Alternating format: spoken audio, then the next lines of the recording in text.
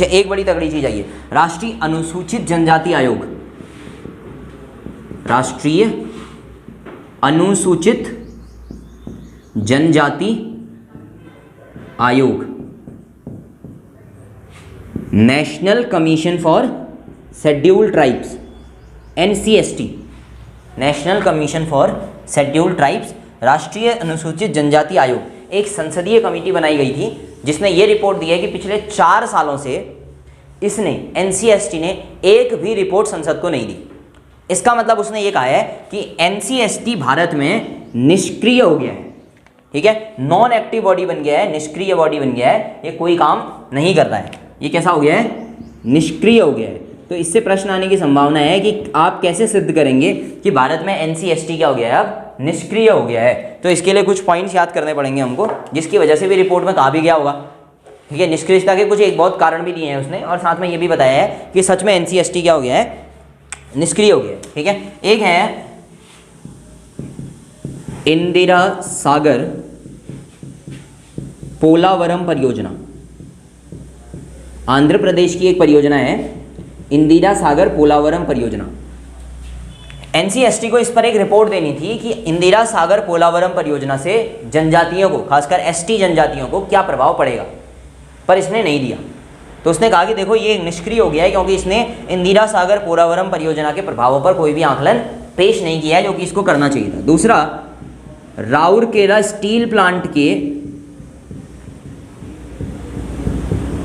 प्रभावितों को मुआवजा देना, उनको दोबारा से किसी जगह पे बसाना, उसके ऊपर एक रिपोर्ट देनी थी NCST को, वो भी इसने अभी तक पेश नहीं की है। तो पिछले 4 सालों से इसने कोई रिपोर्ट पेश नहीं की है, पहला पॉइंट। दूसरा, इंदिरा सागर पोलावरम आंध्र प्रदेश का एक जो इसने रिपोर्ट देनी थी वो नहीं दी। राउरकेला स्टील प्लांट की एक रिपोर्ट देनी थी वो नहीं दी। राउरकेला है कहाँ, उड़ीसा में है, बहुत बढ़िया। राउरकेला उड़ीसा में पड़ता है, चिल्का लेक भी यहीं पड़ती है, ठीक है। तो राउरकेला, इंदिरा सागर पोलावरम, इन पे कोई रिपोर्ट नहीं दी। तो हमने कहा कि देखो भैया NCST क्या हो गया है, निष्क्रिय हो गया है। इसका कारण उन्होंने दिया है कि बजटीय आवंटन में 7,000 करोड़ से इसका बजट घटा करके 6,000 करोड़ कर दिया गया। 2021-22 के लिए NCST का जो बजट है वो कम करके कितना कर दिया, 6,000 करोड़, 7,000 करोड़ से। बट गवर्नमेंट ने अपना एक्सप्लेनेशन दिया कि भैया देखो ऐसा है, ये अपना पूरा पैसा खर्च नहीं कर पाए थे, इसीलिए हमने क्या किया, 7,000 से 6,000 कर दिया। दूसरा ये है कि इसके अंदर जो इनकी नियुक्तियों के मानक हैं वो बहुत कट टफ हैं, तो इस वजह से हम कहते हैं कि इस डिपार्टमेंट के अंदर बहुत सारे लोग आए नहीं हैं, ठीक है। लेकिन कुल मिलाकर के राष्ट्रीय अनुसूचित जनजाति आयोग संवैधानिक निकाय है या गैर संवैधानिक निकाय है, या असंवैधानिक निकाय है? गैर संवैधानिक ज़्यादा अच्छा वर्ड हुआ। संवैधानिक निकाय है तो कहाँ आएगा फिर, संविधान के अंदर, कहाँ पर, किसी अनुच्छेद में, कौन सा आर्टिकल, नहीं 338 ए के अंदर आएगा।